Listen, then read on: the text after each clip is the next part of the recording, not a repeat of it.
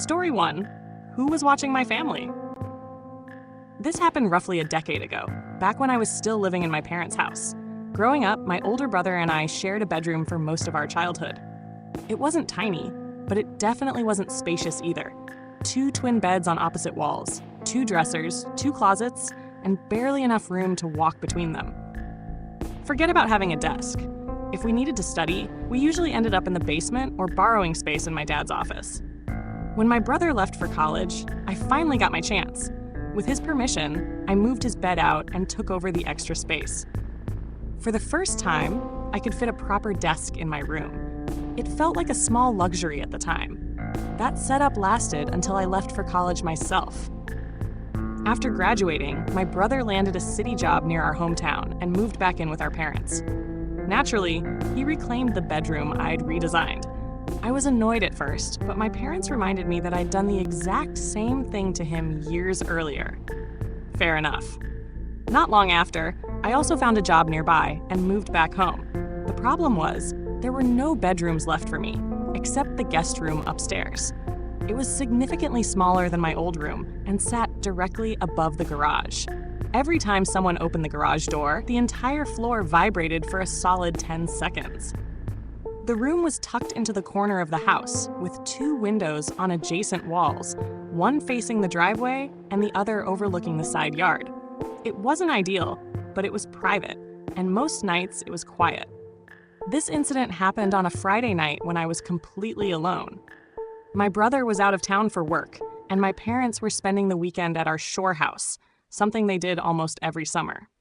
I'd had an exhausting day at work and decided to stay in. Around 11:30 p.m., I was lying in bed reading, enjoying the silence of the empty house. That's when I heard the garage door opening. At first, I barely reacted. I was so used to the vibration that it took a few seconds for the realization to hit me. No one was supposed to be home. My parents weren't coming back until Sunday. My brother wouldn't return until the next afternoon. My heart started pounding. I rushed to the window overlooking the driveway, but it was too dark to see much. The garage door was open, but I couldn't tell if there was a car inside. I grabbed a baseball bat from my closet and quietly made my way downstairs, trying to rationalize what I was hearing. Maybe someone forgot something. Maybe the garage door malfunctioned. Then I heard voices. They were faint, coming from the opposite side of the house where the bedrooms were. I couldn't make out what they were saying, but there were definitely at least 2 people. I called 911, whispering my address and explaining that someone had broken into my house. The operator told me to stay hidden and not make my presence known.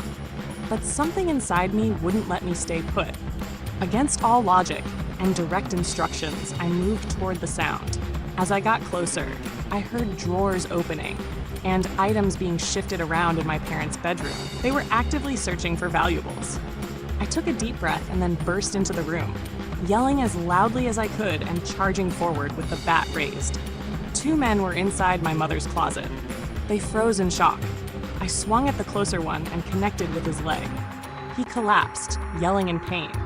I turned toward the second man, but he tackled me before I could react. He was much bigger and stronger. He wrestled the bat from my hands and wrapped his fingers around my throat. I was struggling to breathe when I saw the other man crawling toward us, holding what looked like a knife. That was the moment I truly believed I was going to die. I remember thinking about my mom, how she'd find out, how devastated she'd be. Then I heard sirens. The last thing I remember is the second man lifting the bat and swinging it toward my head. When I came to, a police officer was kneeling beside me. The intruders had fled through the back door. I was badly shaken but alive. They were never caught. What bothered me most afterward was how targeted it all felt. The garage door could only be opened with a button programmed to my dad's car. Whoever broke in knew our routines, knew who would be home, or rather, who wouldn't. Fast forward to about 6 months ago. I had moved back to my hometown to help keep an eye on my aging mother, who lived about 20 minutes away.